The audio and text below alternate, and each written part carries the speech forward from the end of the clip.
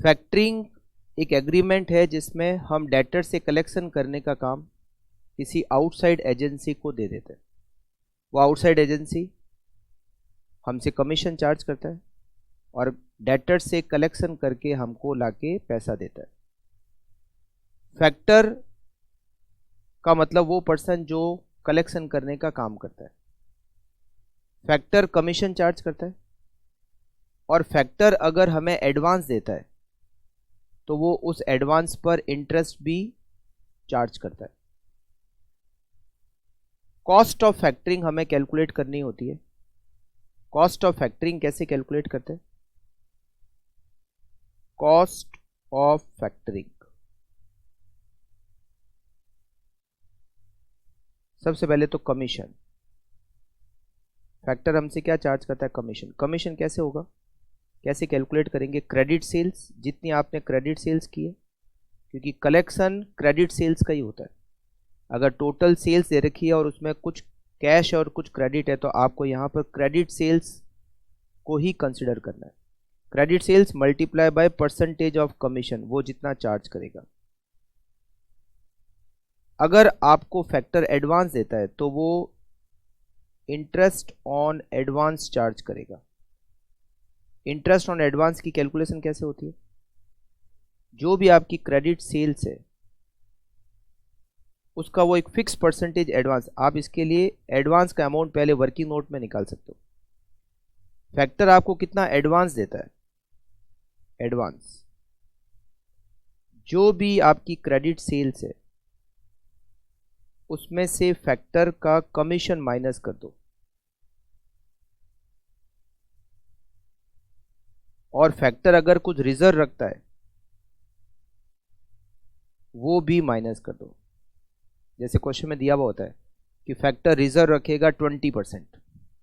मान लो आपकी credit sales है 1 करोड़ की, फैक्टर का कमीशन होता है मान लेते हैं 2% और फैक्टर रिजर्व रखेगा 20%, तो एडवांस कितना देगा? 1 करोड़ की सेल्स, 2% कमीशन होता है 2 लाख और फैक्टर रिजर्व रखेगा मान लेते हैं 20%। तो जो क्रेडिट सेल्स है 1 करोड़ उसका 20% रिजर्व रखने का मतलब है कि वो इतना अमाउंट जब डेटर से कलेक्शन होगा तब पे करेगा। तो इसका मतलब है डेट हमें फैक्टर एडवांस कितना करेगा? हमें फैक्टर एडवांस करेगा 78 लाख। वो जितना एडवांस करेगा वो उतने पर ही इंटरेस्ट चार्ज करेगा। तो जो भी एडवांस का अमाउंट आएगा, एडवांस का अमाउंट जो भी आएगा, क्या रेट ऑफ इंटरेस्ट है उसकी, उससे मल्टीप्लाई करना है परसेंटेज ऑफ इंटरेस्ट रेट जो फैक्टर चार्ज करेगा, मल्टीप्लाई बाय वो चार्ज करेगा क्रेडिट पीरियड जितना इंटरेस्ट, क्योंकि फैक्टर को कलेक्शन डेटर से होगा और डेटर से जितने दिन में कलेक्शन होगा उतने दिन का वो आपसे इंटरेस्ट चार्ज करेगा। तो जितना भी क्रेडिट पीरियड हम कस्टमर को देते हैं डिवाइडेड बाय 365, अगर क्रेडिट पीरियड डेज में है तो 365 का डिवाइड करोगे और अगर क्रेडिट पीरियड मंथ में है तो आप 365 की जगह 12 का डिवाइड करोगे। ये आपसे चार्ज करेगा वो इंटरेस्ट। फैक्टर की सर्विस लेने से हमें कुछ बेनिफिट भी होते हैं, मतलब कुछ कॉस्ट ऐसी होती है जो फैक्टर की सर्विस लेने के बाद में हमें इनकर नहीं करनी होती है, तो हम कहते हैं अवॉइडेबल कॉस्ट। तो जो भी कॉस्ट अवॉइड हो जाती है ड्यू टू फैक्टरिंग हमें उसको माइनस करना होता है। जनरली क्या क्या आ सकता है? Saving of bad debts.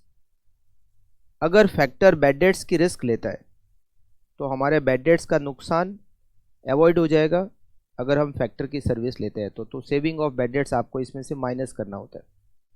फिर माइनस करना होता है एनी अदर कॉस्ट जो फैक्टर की वजह से अवॉइड हो जाएगी, फैक्टरिंग की वजह से अवॉइड हो जाएगी, जैसे कलेक्शन कॉस्ट। जैसे ही हम फैक्टर की सर्विस लेंगे हमारी कलेक्शन कॉस्ट अवॉइड हो जाएगी। अब हमें कलेक्शन कॉस्ट को इनकर करने की ज़रूरत नहीं क्योंकि कलेक्शन करने का काम फैक्टर कर रहा है, तो कलेक्शन कॉस्ट की सेविंग हो जाएगी। तो ये आपका आ जाए। और भी अगर कोई एक्सपेंडिचर सेव हो जाता है ड्यू टू फैक्टरिंग आपको इसमें से माइनस करना है और ये जो रिजल्ट आता है इसको कहते हैं cost of factoring. Cost of factoring. एक इसमें बहुत बार क्वेश्चन में पूछा जाता है इफेक्टिव कॉस्ट ऑफ फैक्टरिंग। मतलब कॉस्ट ऑफ फैक्टरिंग को परसेंटेज में कैलकुलेट करना। इफेक्टिव कॉस्ट ऑफ फैक्टरिंग कैसे कैलकुलेट करते हैं? इफेक्टिव कॉस्ट ऑफ फैक्टरिंग, इसके लिए आपको क्या करना है, जो इंटरेस्ट का फॉर्मूला है उसी तरीके का एक फॉर्मूला अप्लाई करना है। ये जो कॉस्ट ऑफ फैक्टरिंग है, cost of factoring equals two factor आपको जितना एडवांस देगा इनटू क्रेडिट पीरियड